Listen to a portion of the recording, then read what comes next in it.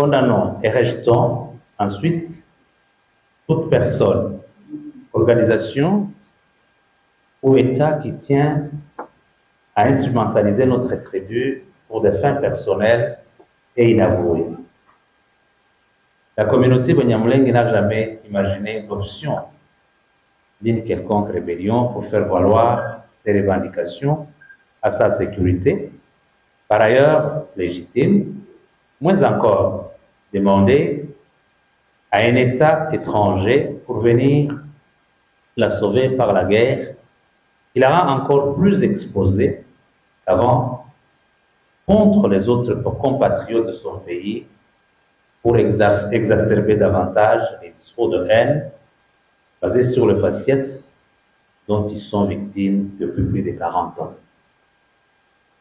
Ils ont toujours utilisé les voies de plaidoyer auprès des autorités nationales comme droit et exigé à plusieurs reprises l'arrêt des hostilités, des atrocités leur infligées. À cet effet, nous saluons les discours du chef de l'État qui, à plusieurs reprises, a clairement dénoncé les discriminations dont nous sommes victimes et exigeons que les services de sécurité suivent ce mot d'ordre. Tenons avec beaucoup d'intérêt à la cohabitation pacifique entre notre tribu et nos voisins et qui s'éloigne chaque fois quand il y a une guerre menée à notre nom. Demandons à notre gouvernement de combattre les discours de haine et de veiller à la cohésion nationale, seul gage d'une stabilité pérenne en RDC. Exhortons la population congolaise à ne pas céder à la manipulation et à l'intoxication des extrémistes tous bords. Réaffirmons notre indéfectible attachement aux institutions légalement établies en RDC. Notre soutien aux institutions n'est pas un vœu pieux, car beaucoup de nos jeunes sont engagés à défendre notre patrie, la République démocratique du Congo, aux côtés de leurs compagnons d'armes au sein des FARDC, et meurent tous les jours au front en train de combattre les ennemis de la République. Notre communauté s'inscrit dans la dynamique des efforts inlassables entrepris par son Excellence Félix Antoine Tshisekedi Tshilombo, président de la République et chef de l'État et commandant suprême dans la recherche de la paix par toutes les voies possibles, diplomatie, rétablissement de l'intégrité du territoire national, etc. Enfin, nous sommes solidaires aux souffrances qu'endurent nos populations, des provinces du Nord et du Sud Kivu, depuis près de 30 ans, liées aux affres de la guerre, nous imposées par les ennemis de la paix. Mais malheureusement, sur le continent africain, il y a une situation pareille. Au Congo, qu'est-ce qu'on fait même pour le Congo? En République démocratique du Congo. Le grand sujet géopolitique actuel, c'est bien sûr le conflit israélo-palestinien. On voit des États prendre de plus en plus position. On a vu des États occidentaux, européens, pour ne pas les nommer, dire qu'ils vont reconnaître, et c'est un signe fort, l'État palestinien. Mais comme d'habitude, l'Afrique est quasiment silencieuse. Elle est dans la position attentiste. Est-ce que vous, du Burkina, vous pouvez donner une position qui permet de comprendre un peu ce que pense l'Afrique par rapport à ce qu'on est en train de vivre aujourd'hui dans la bande de Gaza? Je ne peux pas vous donner une position qui permet de voir ce que pense l'Afrique. Certains Africains ou certains dirigeants africains. Parce que beaucoup de dirigeants africains ont une autre manière de voir les choses. C'est le malheur de l'Afrique, si je peux le dire, on n'est pas unis. On ne voit pas de la même manière. Certains ont peur, certains ont les mains liées, certains sont là pour les intérêts d'autres personnes.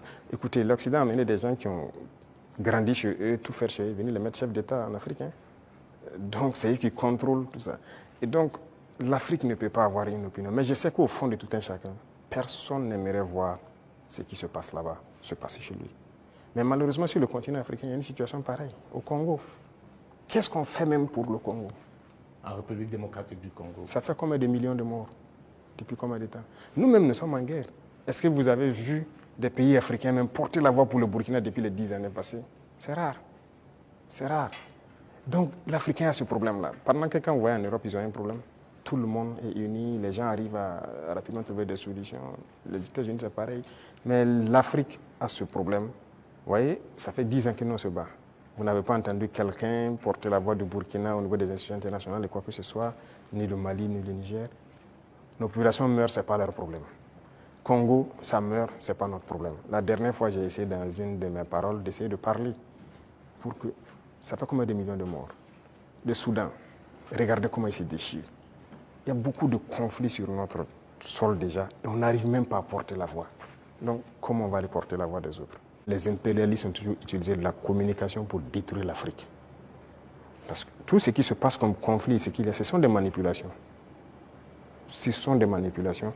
Regardez, je prends encore le cas du Soudan. 2 groupes sont manipulés par des puissances.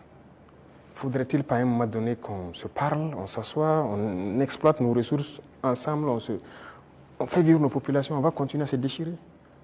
Tout ce qui s'est passé comme assassinat de leaders politiques en Afrique, les guerres et tout, c'est à travers la communication qu'on a manipulé.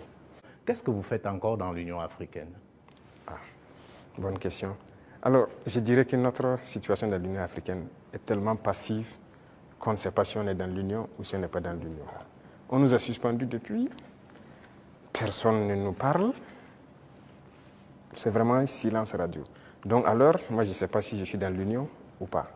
Mais est-ce qu'il ne faudrait pas marquer le coup en posant aussi un acte historique, comme cela a été le cas avec la CEDEAO, en claquant la porte à une institution qui visiblement ne sert pas à grand-chose? J'ai eu à discuter avec un diplomate de cette organisation et après, nous avons vu qu'ils ont nommé un médiateur, le président burundais, qui devrait même venir ici la semaine passée, je pense, mais après, il y a eu question d'agenda avec nous. Et on l'attend, on veut l'écouter d'abord, parce que nous-mêmes, nous voulons savoir pourquoi ils se comportent comme ça. Parce qu'on ne peut pas prendre une décision sans savoir leur motivation. Pourquoi ils ont décidé de nous exclure? Pourquoi ils se comportent comme ça avec nous? Si on a leur motivation, là, si on quitte, on pourra expliquer à nos peuples, voilà ce qu'ils ont dit, voilà les raisons. Et donc, nous, on décide de quitter. C'est la même chose que la CEDEAO. On a quitté, mais si on nous demande pourquoi on a quitté, on peut vous expliquer. Mais aujourd'hui, si on quitte l'Union et qu'on nous demande, nous-mêmes, nous ne savons pas pourquoi ils nous ont suspendus. Pourquoi ils se comportent comme ça. Certes, ils ont dit qu'on est anticonstitutionnel, mais au jour d'aujourd'hui, je pense que... Monsieur le Président, vous pouvez aussi quitter parce que vous estimez que c'est une organisation qui travaille contre les intérêts de l'Afrique. Je ne pense pas que l'Union africaine peut être dans une posture révolutionnaire comme celle que vous menez. Non. Par respect pour certaines personnes, voilà pourquoi j'ai dit j'attends que le médiateur qui a été nommé, qui a déjà envoyé son émissaire, prenne contact avec nous. Nous l'attendons. Suivez votre magazine d'actualité Focus Plus 243 pour ne rien rater sur la sécurité, la santé, la politique et que sais-je encore.